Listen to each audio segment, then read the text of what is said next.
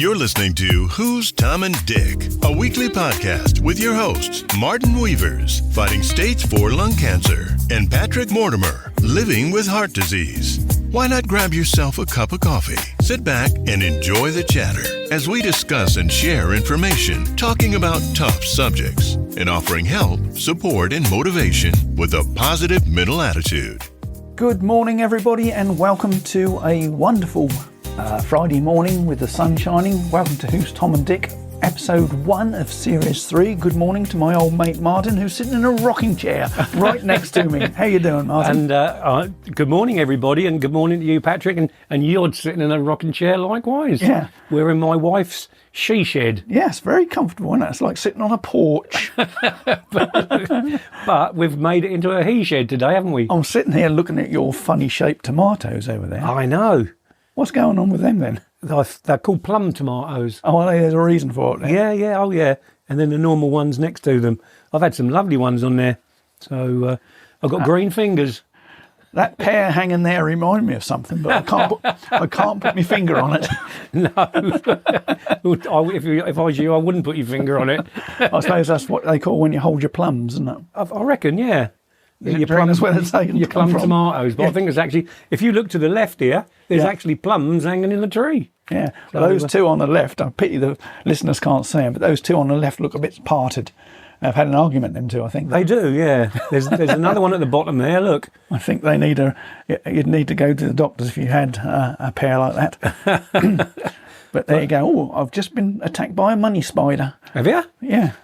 If they say money goes to money, Patrick. And I guess that row to the right is your new potatoes for Christmas. They are my potatoes for Christmas, and they better grow because I'm going to my son's for Christmas, and I've promised to take me potatoes with me. Well, so I think you better put a bit of water on them because it's looking a bit dry. They are. It's very dry, that bit. But, well, I was relying on rain last night, and we didn't get it. So, I will have to force feed a bit of water on there. So, well, we've overrun on series 2. I think we're up to 57 or 58 episodes. I can't remember without looking. A bit excited, didn't we? We did. We just kept run. And we're now into series 3. Welcome to series 3, everybody. Welcome to series 3. Did we ever think we'd actually go to series 3 when we started? I didn't even think we'd complete series 1. Although you have to complete it because there must be a start and a finish. But I didn't know I didn't think we'd run a year, and now we're over 2 years. Yeah, I think that all started off as an idea in hospital, and I don't know whether we really thought we'd actually do it in the first place. Do you? Well, I remembered very, very clearly saying to you, yeah, I'd love to do a podcast, but I don't know how to do it. Do you? And you said, no, I haven't got a clue. But you went away and researched it, and here we are, thankfully to you, or maybe not to some people, to 2 and a bit years later. So I remember leaving the hospital in August. Yeah. And I think we started in the September. We did. So, yeah. So, yeah, well, 2 years then, isn't it? Yeah. So, I'm going to have to say, you're going to have to level up the legs on this chair. That keeps rocking. He moaned about it earlier, and I didn't know what he was on about. But we're on 2 rocking chairs here, just rocking back gently and forward. I think we need a picture of ourselves somehow on these chairs because that would make good viewing, wouldn't it? Yeah, it will do. Anyway, series 3. What have we got lined up? We've got some guests lined up. We've been short of guests recently because of, we're trying to wind up series 2. And we've got some good guests lined up for series 3. We have. And one guest that I've managed to get for the future is a young lady who has been on this new weight loss injection. And that's a subject that you wanted to cover because that's something you considered yourself. Yes, I did consider it. I spoke to my oncologist because of the weight I'd put on, and he assured me it's purely because of all the tablets and things I'm on.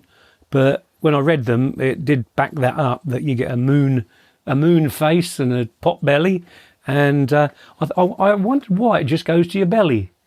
But I don't know. I can't answer that one. Because you're not a doctor. I'm not a doctor. As you have mentioned once or twice. Yeah, well, I like to be clear about that. Yeah, but I did consider it, and I'm sure she won't mind, but my wife has used it. Yeah. And she used it very successfully. And how did she get on with that then? She lost, I don't know how much weight she lost, but she did lose nearly the weight she wanted. But I must admit that if people do have this injection, that they can get carried away.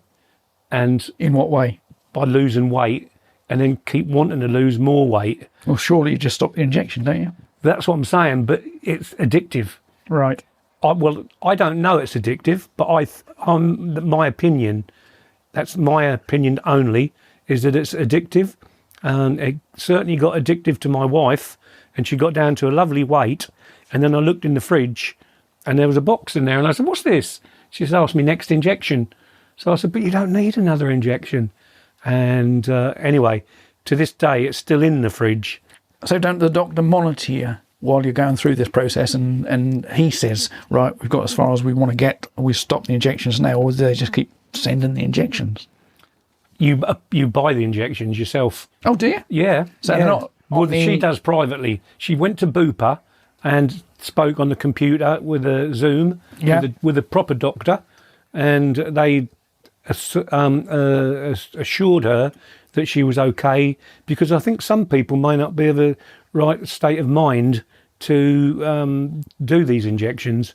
So they assured her that she was okay, and she started the injections more or less when they came in the post the next week. And she was getting them from Bupa, and then she realised she could get exactly the same injection cheaper online. So she stopped getting them from Bupa. So she's not actually part of that now. And she got them privately. But this is where, if you're with Bupa and you can tell them your weight, they can monitor it and say, I think you need to stop now. Yeah. But if you're private and you're doing it yourself, it's in your mind when you think you need to stop. Now, you've flagged up a dangerous situation there, in my eyes. She found them cheaper online. How does she know that they are the same drug? How did she knows that it's a legitimate supplier? Because we hear so many horror stories, don't we, of getting these drugs online cheap. We do. And we do. They contain not the right ingredients. You're right, and exactly right. Yeah, and it's a thing that people do have to think: where are they getting it from? What is their supplier?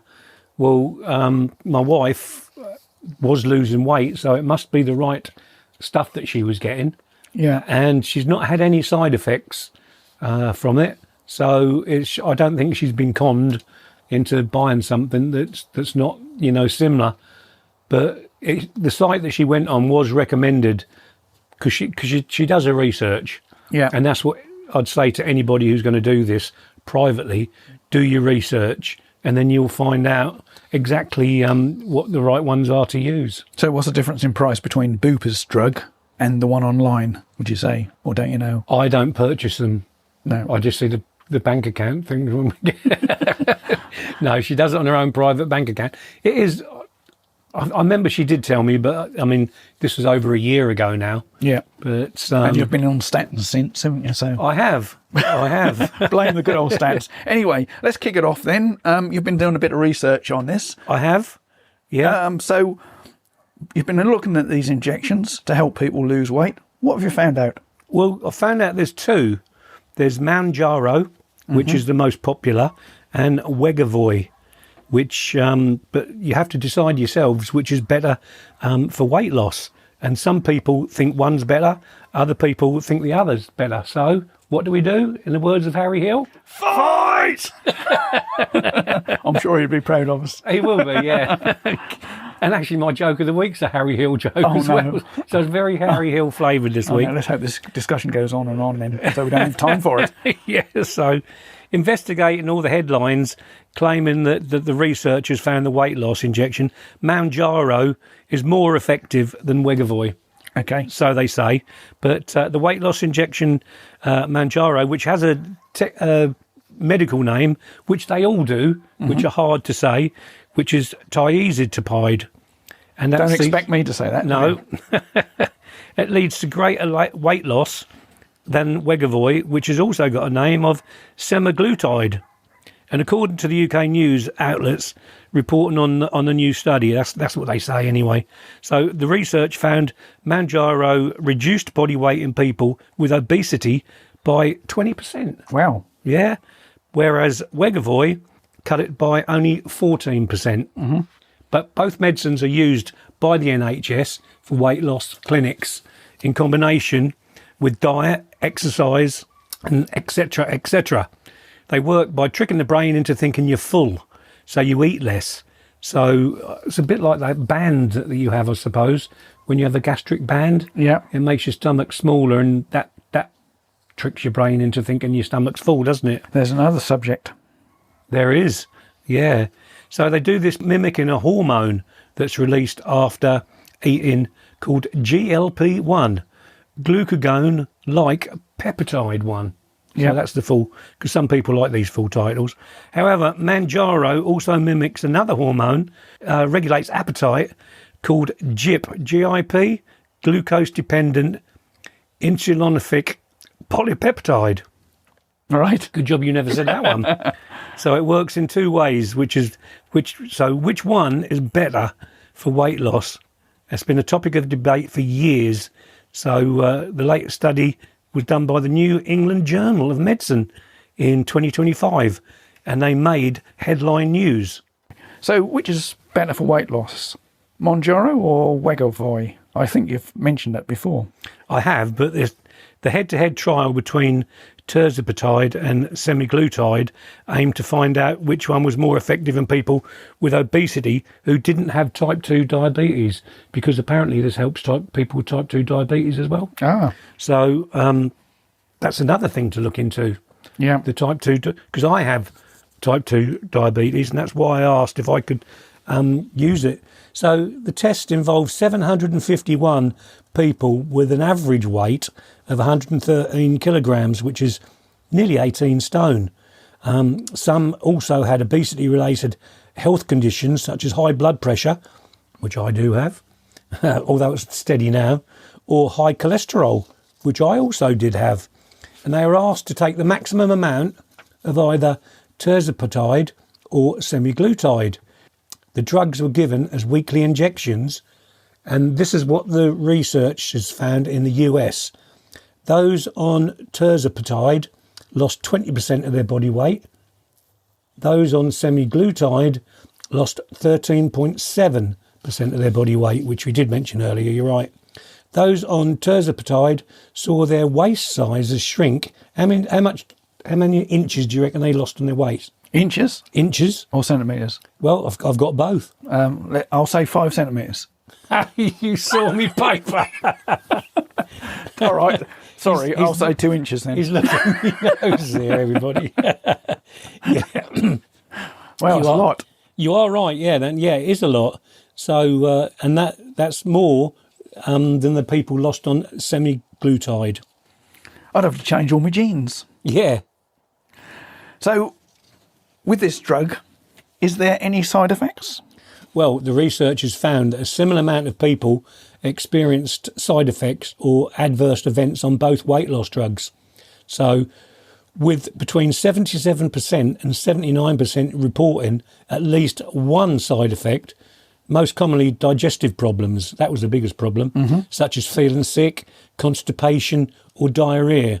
And overall, around 6% of people taking the tirzepatide, I can't say it now, tirzepatide, and 8% of those taking semaglutide stopped taking the drug by the end of the study. Okay. Due to these side effects. And what do the old researchers say about this then? The researchers love it, don't they? The researchers say their findings presented at the European Congress on Obesity in Malaga, Spain, show that tirzepatide is more effective for weight loss than semaglutide in people with obesity who do not have type 2 diabetes.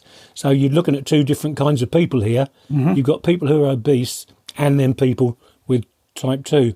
They say this aligns with a large study in JAMA Internal Medicine in 2024 that found that tirzepatide led to almost 7% more body weight being lost on average than semaglutide after 1 year among those obese people with and without diabetes. And the researchers suggested that tirzepatide could be used to reduce you'll listen to this, the risk of heart and circulatory diseases. They're caused by obesity by helping people lose more weight. Yeah. So that's where the connection is, isn't it? They always say if you're overweight, you might have a heart attack. As we know, being overweight creates all sorts of other medical problems as well. Yes, yeah, that's true. So anyway, currently only semaglutide is approved in the UK to reduce the risks of serious heart problems in people with obesity. And a 2023 study of 17,000 people who had already had a heart or circulatory disease in the New England Journal of Medicine found that semaglutide cut the risk of dying from coronary disease or having a heart attack or stroke by 20% after 3 years compared to a dummy injection. So they must have tried people on the drug and... Who had a history of heart disease. Yeah, and a blank drug. Yeah. That's what that means. A placebo. Is that a word? That's what it's called.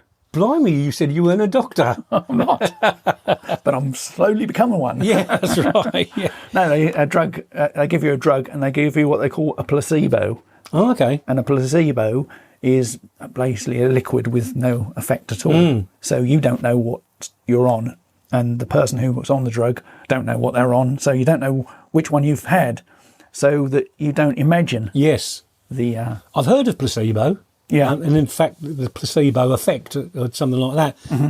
But I didn't actually know for fact what that was. So they say you learn something new every day. So, Patrick, thank you for that. Top tip for you. Yeah. We ought to do a little section. Patrick's top tips. So anyway, more research is needed to see if tirzepatide can lower the risk more than semaglutide. I sometimes wonder how good this research is. I mean, how good is it? Do you know? I mean, is that something you've investigated? Well, the study was funded and designed by Eli Lilly, which is a company that makes Mounjaro. So would they be a little bit biased? I don't know. But and was peer-reviewed and published in a reputable journal. The study was relatively large and diverse, including these 700 people, which is 751 to be precise, without type 2 diabetes and either a BMI, which is a body mass index, of 30 or above, or a BMI of 27 or above, and at least one obesity-related health problem, like high blood pressure or high cholesterol. However, it's randomly decided who got tirzepatide or semaglutide. It was not a blind study. This means that participants knew which medicine they were taking and which could have affected the results. That's where the placebo effect could come in, because obviously they now know what medicine they were on, so their thought process may change the effects of this drug. Yeah. So the drug is not, or the results are not accurately recorded. Well, it's like me with my new cancer drug. I could have a blank drug there, couldn't I, with nothing in it whatsoever. It's just a tablet. Yeah. Or I could have this marvellous one they're talking about that's going to shrink all. But in my mind, I'm thinking I've got this marvellous tablet, which I do believe I have. I'm not saying I'm being led up the garden path, but that's the similar kind of it is, yeah, and scenario. It's really the mind that's affecting your health in that instance, not the drug if you're on a placebo. And this is what we talk about, don't we, saying have a positive mental attitude, that if you sit there and think, oh, God, I've got this, I'm going to go and die, as opposed to saying, yeah, I'm going to beat this. Yeah. That's much better, and I think in your mind that does help. So, yeah. Yeah. There was a lot of media coverage on this subject recently. I mean, how good was that? Well, many UK news outlets reported it on the study, including the Daily Mail, the Daily Express and the Daily Mirror, and also the BBC. Oh, some really responsible companies then. Oh, yeah, they don't lie. Really trustworthy media coverage. But I noticed they put the BBC, they don't put ITV, No. It's just BBC. Yeah. So, yeah, some really good sources there of info.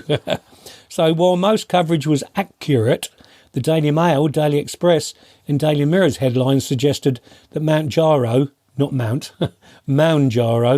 was now the most effective weight loss injection on the market. But this is misleading, as the study only looked at tirzepatide and semaglutide and did not include the weight loss injection liraglutide, which is also available on the NHS under the brand name of Saxenda. So that's brought in another drug. So that's 3 altogether. Yeah. So, Yeah, interesting. So you mentioned, obviously, the part that I was interested in was the bit that are revolving around the heart and those with heart conditions and heart disease, etc., etc. Did the British Heart Foundation have anything to say on this? yeah, they gave their verdict on it. And this research shows that while both weight loss injections can help you lose a lot of weight, if you have obesity, tirzepatide, Mounjaro, may be more effective than semaglutide, which is Wegovy. So for people living with obesity, losing more weight may further reduce their risk of heart attack or stroke. However, we don't know yet if tirzepatide can lower the risk of heart and circulatory diseases by as much or more than semaglutide, and more research is needed to this. So, in effect, they don't really know which is the best, do they? No. And Well, I think that clearly outlines to me that they're talking about people who are really obese with a heart condition. yeah, or type 2. Or type 2. And by reducing their weight, reduces the strain on their heart. Now, somebody like myself, I'm not carrying major excess weight. You never did, even when you was younger. And No. So this wouldn't be a benefit to me. In fact, if I took it, I'd disappear because I'm already a stick. yeah. So Who said that? the only advantage I can see is if you took it, could you have more donuts?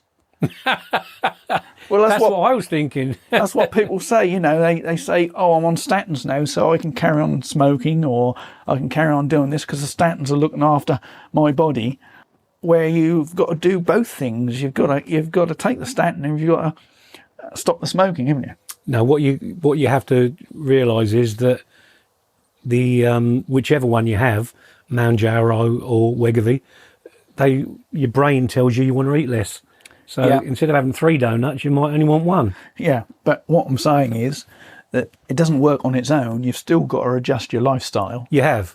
Because that report that you'd been researching suggested that, exercise and dietary changes are still necessary, Yeah. probably to get the maximum result. Well, going back to what you just said about, if you're obese, people always say, oh, there's a heart attack waiting to happen, don't they? I remember my mum saying that if she saw, God, look at the size of them, they'll have a bloody heart attack. Yeah. But it's not always necessarily.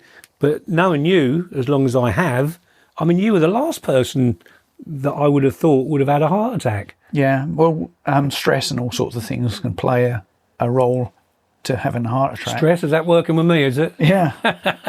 But mine was put down to hereditary because my dad had heart disease and his brother had heart disease and my brother's got it as well. So, we've put it down to being hereditary in our case.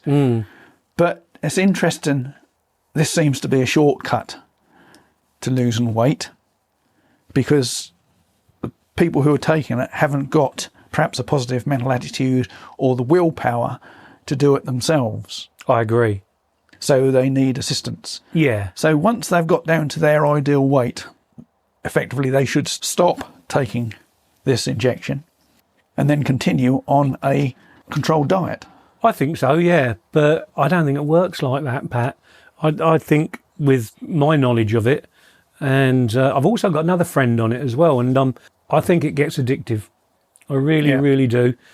As for the normal diet afterwards, all I can say for what I know from the knowledge that I've seen, my wife has a normal diet. Now and again, she'll let herself go, and we'll go out for a Indian or Chinese or whatever, and she'll eat until the cows come home.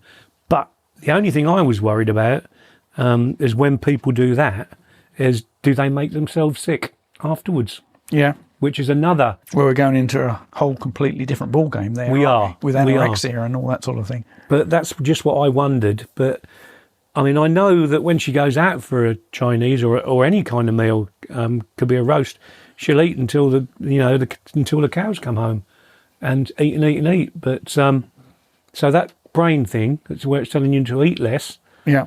It certainly doesn't in all circumstances, but it's worked with my wife anyway, this injection. I think at the end of the day, people would have to make their own mind up. I'm not going to sit here and say, yeah, go and get Manjaro, because it may not work for you. It might make you ill. And then you'll say, oh, that bloke on the podcast told us to go and get it. This is purely my own opinion on the drug. Well, from my opinion, I'm sitting on the fence, on this rickety rocking chair. And I think it takes an awful lot of willpower to go on a diet when you love your food. It also takes an awful lot of willpower to give up smoking. Yeah. So if you give that person an opportunity to take a shortcut, which is this drug, and it gets you down to the size you want, you've then got to use the willpower to stay at that size. Will some of these people fail and then go back to their original weight, or will they just continue taking this drug, as you say? Yeah, I think they will. I think it needs to be done under controlled circumstances. I don't think you should be able to buy it online, to be honest with you. I think you should be able to go to the doctor. He should be able to subscribe it to you. He should monitor the process. When you get down to the weight that you should be for your height, then the injection should stop, and there should be a follow-up plan of how to maintain your weight and support that way. Yeah, I agree. I think you can go to the doctor and talk about it nowadays, because it's a thing that they're sort of suggesting to people. So I don't think that's a no-no. But if you're going with a doctor, then obviously they would monitor you, wouldn't they? Yeah. Whereas like Linny was obviously under Bupa, first of all, and then she went off on her own, which is a different tangent altogether, isn't it? Well, there's no control there, and it's up to the person who's taking that drug to say, no, enough is enough, isn't it? Well, as I said, I believe that Bupa would say, what weight are you now? Blah, blah, blah. That's enough. Come off it. Yeah. And we won't supply you that drug anymore. But then the trouble is, she would get it elsewhere on the internet. It is a bit worrying as well, because obviously it revolves around an injection. And if your first entry into this process is buying it online, you know, how many people know how to inject themselves or do it properly? You know, it's just a bit of a worrying thing, really. I mean, that's a pity in your research, or your research, perhaps we ought to sack your researcher. We didn't find out how much these drugs are. Yes. I mean... Are they expensive, do you know? Have you got a ballpark? No idea. Without looking at my bank account, no, I haven't. But I've got the thing about £60 in my head, but I don't know how many injections that gives you. No, and how often do you have to take these injections? I don't know. I don't take them. Welcome to Who's Tom and Dick. Yeah. Your detailed... No, I just wondered whether it's every morning or once a week or... Oh, no, it's not. It's not once a week. It's every sort of few weeks. I've never seen her inject herself, to be honest. And after doing all this research... Yeah. nearly 100% research, I have to say that I'm against it.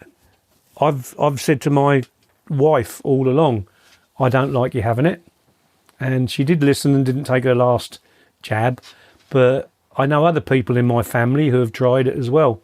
But they didn't keep on at it. Whereas Linny has got this thing in her mind, she will go and go and go until she's, you know, where she wants to be. And she is more happier now at the weight she is than what she was. So that injection has made her happy. But all along, I've said to her I'm against it. And my friend who I told you about who started it, I mean, I don't know why people think they have to be thin all the time, because some people just aren't, are they? I think that's pressure from social media and TV and film. I remember Baywatch when it came out in the 80s. You know, there wasn't one... I bet you do. There wasn't one obese person in the show. No. You know, everybody was ripped on the beach. They employed perfect people, really. Yeah. And, of course, all these pressures start very young now with young girls, you know, who get these mobile phones, you know, when they're in their early years, you know, starting at 9, 10 now. And there's just so much information on there about how you should look and what you should do and things like that. You know, so much pressure to look right or perfect. It drives people to that when it's not necessary. Yeah, peer pressure is terrible, really, with everything in life. So you wanted to take this drug. I did, because I didn't feel comfortable with a belly, which I don't think, it's not huge, and I didn't like my moony face, but I'm going to grow a beard to hide that. Pity it doesn't go a bit higher, really. And lower. Lower, yeah. Well, it can go lower. Yeah, that's true. But, I mean, you could go on a diet, and you have gone on a diet in the past and been really successful at it. So you can do it without the drug. Yeah. So for you, that was another shortcut, wasn't it? Yeah, it was, yeah. I don't say it's lazy, but it is a shortcut to getting thinner. But I'll have to find out from my friend the time it's going to take to get to the weight that she wants as well. The thing is with weight, I've never been big, as you know. I've got a little bit of a belly, Wendy will tell you. But when I came out of hospital for the first time, when I've had a heart attack, and I went for my checkup, the doctor said to me, "How are you doing? Have you noticed any changes? Anything different?"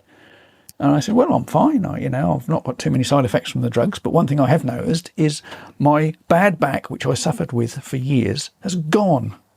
It's completely gone. I've been to chiropractors, had a scan, had an x-ray. They couldn't find anything. The pain was there all the time. And in fact, I used to have spasms where I'd collapse and fall on the floor. That was that bad.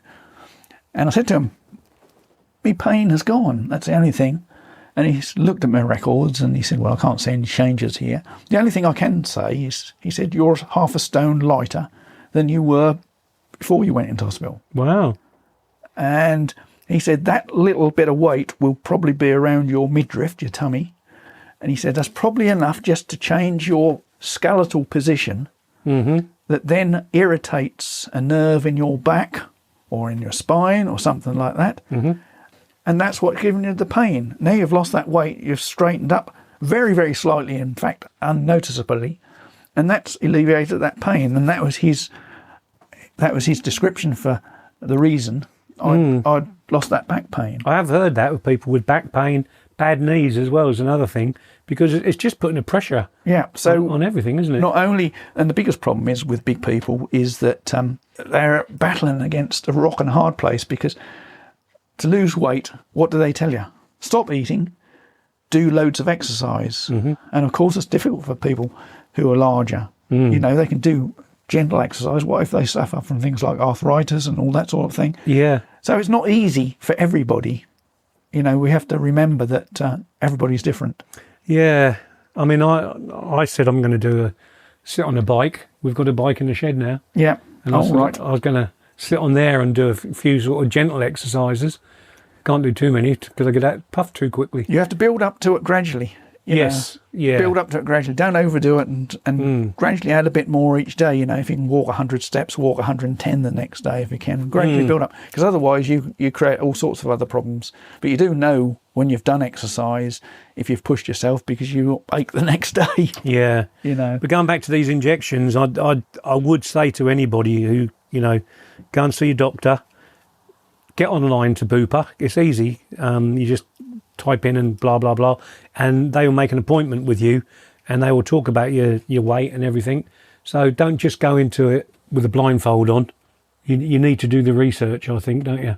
There's also a lot of mental capacity involved in this, how your state of mind is and things like that. So you've got to go into it for the right reasons. Yes. And I think be monitored, safeguarded. Anyway, Martin, I think that concludes our discussion about this wonderful new drug. It does, and if you want got any comments, then please write on our Facebook or website. Be interested to know what you think. I'm afraid we've not got any time for a joke of the week this week. I'm sorry to say. Well, I've got a short one. I'm talking about the joke. Oh, right. Okay, give us a quick joke of the week before we say goodbye. Okay, you're going to give me the build-up? Welcome, ladies and gentlemen, to Martin's first joke of the week for Series 3. Thank you very much, Patrick. 2 monkeys were getting into the bath, and one said, "Ooh, ooh, ooh, ooh, ah, ah, ah," and the other replied, "Put some cold in, then." Oh, dear. On that note... That was from Harry Hill. Thanks, Harry. Yeah. Have a great weekend, everybody. Yes, have a good one. We'll see you next week, same place, same time. Take care. Thanks very much. Thanks. Bye, everyone. Bye. Bye. Martin Weavers and Patrick Mortimer. If you enjoyed this episode, please subscribe to the show on Apple, Spotify, or your favorite streaming platform. New episodes are available every Friday. Thanks for tuning in. Smile chasing away the gloom. Years go by, but their bond stays true. Through thick and thin, always breaking through. They'd reminisce under the old oak tree, sharing secret dreams. Just Tom and Dick, you see. Old mates, forever in sync. Stories to tell and a drink to link. Through laughter and tears, we rise and we fall. Every moment together, they cherish it all. Tom